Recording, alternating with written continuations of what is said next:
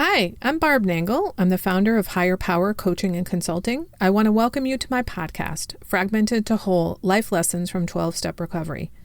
On this podcast, I share my experience, strength, and hope from recovery. I don't support or endorse any particular 12-step recovery fellowship, and I don't claim to speak for any of them either. My hope is that you will find my words helpful in some way, whether you're in recovery or not.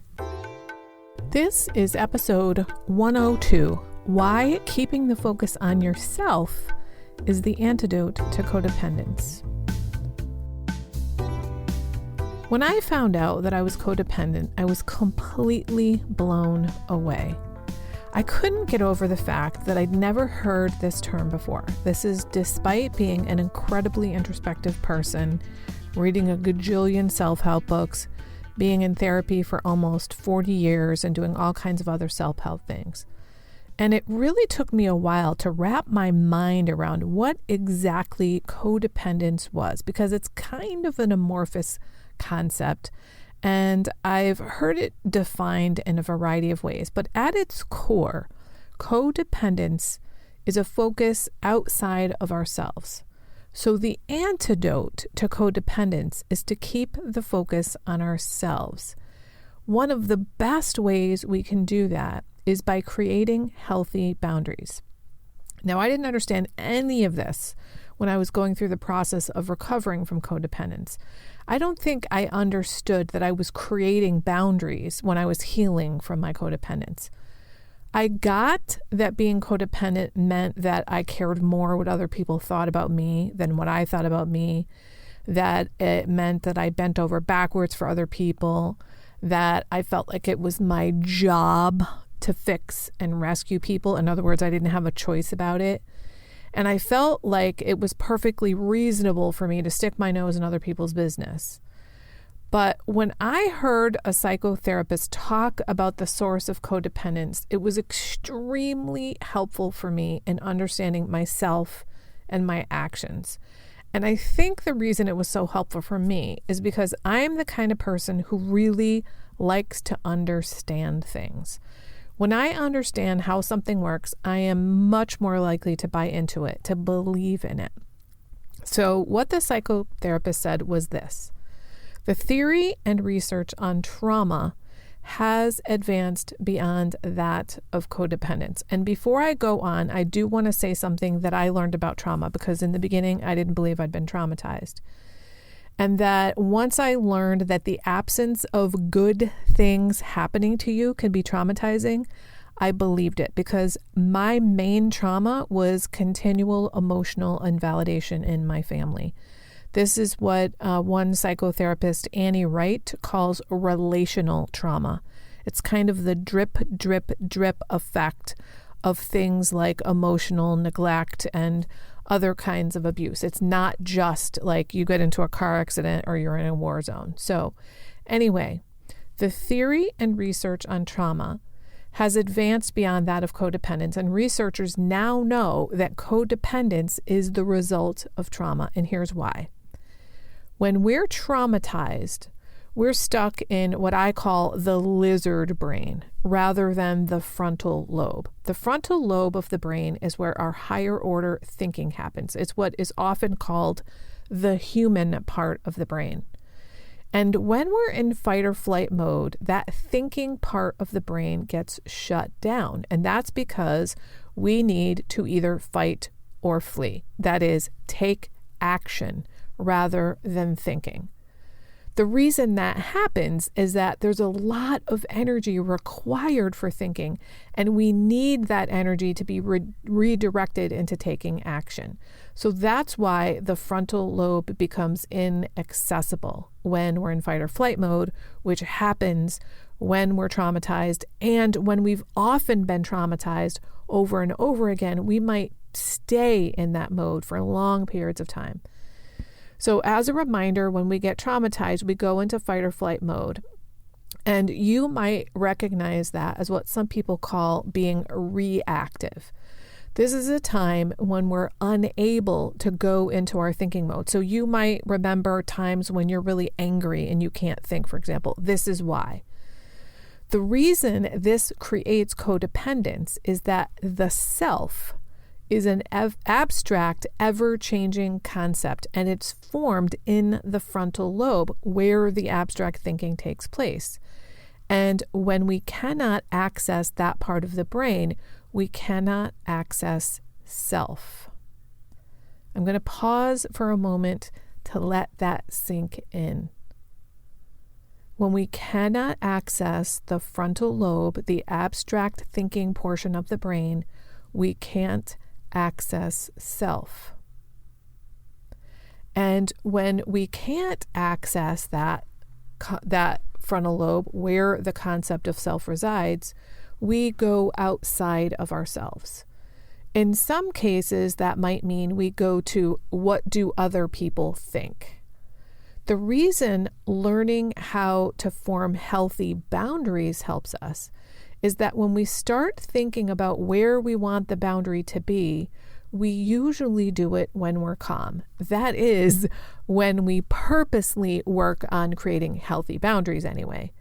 If we do it while we're in fight or flight mode, if we do it while we're not in fight or flight mode, we're using the frontal lobe of our brain. We're thinking about how we want to live our lives rather than just reacting to situations as they arise.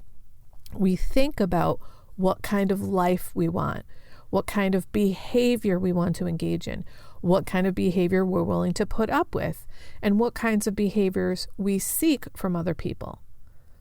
Those who don't have healthy boundaries usually think that when they get healthy boundaries, it means they're going to be able to control other people. That's actually the most common myth that I hear from people that I work with in helping them to form healthy boundaries. Here's how it works, people. Boundaries are for you, and they're about you, and what you want, and what you like, and what you will tolerate. When you set a boundary with someone, it's your job to enforce that boundary. It's not their job to respect that boundary. Of course, we would like it if people would respect our boundaries, which is why we set them. But when people don't, it's up to you to do something about it. I urge you to remember that there's a whole host of reasons why people don't respect boundaries you set. And this is especially so when you first start setting them with people that you've never set them with before. So some people don't respect our boundaries because they forget, because we've never been that way before. Some people don't respect our boundaries because they don't really believe us, because we've never been like that before. Some people don't respect our boundaries because they themselves don't have healthy boundaries and they don't recognize other people's boundaries. And some people don't respect us, so they don't respect our boundaries. When you start setting boundaries and people don't honor them, I encourage you to assume the best of intentions on that person's part. You've been teaching people how to treat you your entire life, and now you're teaching them a new way. So it's going to take some time, both for them and you. Now, I will make a caveat here, though. If you're dealing with a very toxic person, like someone who is very sick, like a narcissist, or someone who's terribly mentally ill, they're not capable of respecting your boundaries. So when dealing with somebody like that, you need to be very forceful and sometimes even rude and maybe act like a dick when you are setting a boundary. However, that is rare. Most humans are not like that. If you've taught people how to treat you by allowing them to walk all over you or depend on you or expect you to rescue them, you can unteach them that. We can train people how to treat us differently.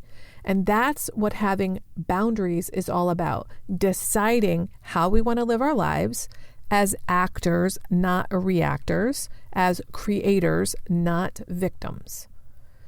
When people have asked me, how did you learn how to set boundaries and enforce them? I had to think about it. And what I realized was this. I decided how I wanted to live my life, and then I set boundaries accordingly. For example, I decide how I want to spend my time. I don't give away my time willy-nilly to people anymore, though I used to all the time. I decide what kind of people I want to be around, and I make an effort to spend time with those kinds of people and to not spend time with toxic or unhealthy people who are takers. I decide when I'm going to help someone. And that reminds me of another myth about boundaries I hear a lot from clients. People without boundaries often believe that once they have healthy boundaries, it means you're all about yourself and you don't help other people. And that couldn't be further from the truth. In fact, I actually give more service to the community that now that I have healthy boundaries than I ever did before. But I do it on my time and I do it out of choice. Not because I feel like I have to, or I'm supposed to, or I feel compelled to do it. And I do it on my terms. I make decisions with my frontal lobe about when, where, why, how, and who I'm going to help.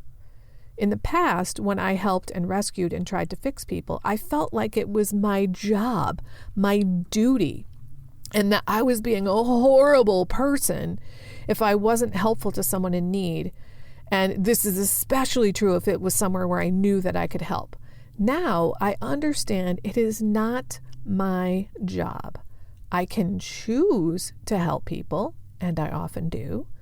And that's really what boundaries are about. They're about keeping the focus on yourself inside your boundary, deciding how you want to live your life by your own standards. Boundaries are about being able to make choices about our lives. When we don't have healthy boundaries, we're unable to make choices because we feel compelled. Choice is the opposite of compulsion. I'd like to end here with my top 5 rules for setting boundaries. And you may think this is a joke, but it's not. Here they are. Number 1, keep the focus on yourself. Number 2, keep the focus on yourself. Number 3, keep the focus on yourself. Number 4, keep the focus on yourself. And number 5, keep the focus on yourself. You won't go wrong when you keep the focus on yourself.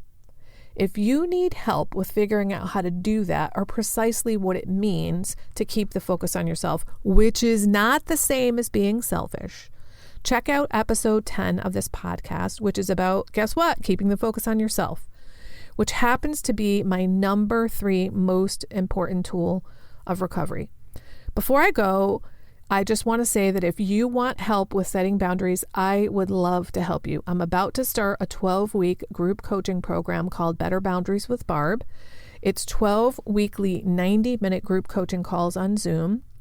It includes a private Facebook group, a multimedia curriculum, 14 different worksheets and exercises, as well as a community of boundary builders. There's a bonus Trello board with lots of amazing resources on things like self-care, forgiveness, changing dysfunctional patterns. And another huge bonus is that while you're a group coaching client, you get free access to my private membership community, Secure, Loved, and Brave, which has even more resources and 2 additional group coaching calls per month. I hope you'll join me. I do have a boundary around who's allowed to join, which means I speak with every person before they join. I'll leave a link to my calendar in the show notes so you can sign up for a 30-minute Better Boundaries call so we can talk about your goals around your boundaries and see if it feels like a good fit. Until next week, remember, it's never too late to recover. Healing is always possible, and no one is beyond hope.